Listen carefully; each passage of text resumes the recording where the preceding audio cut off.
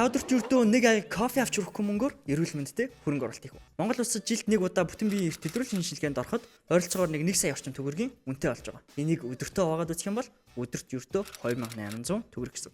Судалгаагаар дэлхийн бүх орнуудад хавдрын өвчлөл 2030 он гэхэд 20-30%-аар 2040 он гэхэд 55%-аар ихсэх зураглал гарсан байна. Бүр зарим улс орнууд хавдартай зэрэгцэж амьдрах тухай уриалга лозунгуудыг хүртэл гаргаж амжсан байна. Гайхаж игдүүцмэр юм шиг сонсогдож байгаа боловч энэ уриалгын гол санаа нь амьдралын маяга зөв авч явснараа хавдраас өрчлөн сэргийлэх. Бүр цаашлаад хавдрын урдэл өвчнүүдийг даамжруулахгүйгээр эмчилж шаниулж цаашлаад хавдар үүсгэх тохиолдолд эрт илрүүлж эрт үе шатанд нь төгс эмчлүүлэх тухай мөн идэгрээд хэвийн амьдралдаа буцаж орох тухай хэлж байгаа юм байна. Бид жил ирэх тусам сошиал медиа дээрээс хавдрын өвчнөөр өвдсөн хүмүүсийн хүнд хэцүү түүхүүдийг олноор нь харж сошиал медиа дээр хандивын аянуудтай олноороо тарах болсон. Тэгэхээр юу ярих гээд байна вэ гэхлээр түрүүн хэлсэнчлэн өдрийн ердөө 2800 төгрөгийг зарцуулаад бид эрт илрүүлгийн шинжилгээнд тогтмол хамрагддаг байснараа санхүүгийн эрсдэл, эрүүл мэндийн эрсдлээс өөрсдийгөө сэргийлж чадна.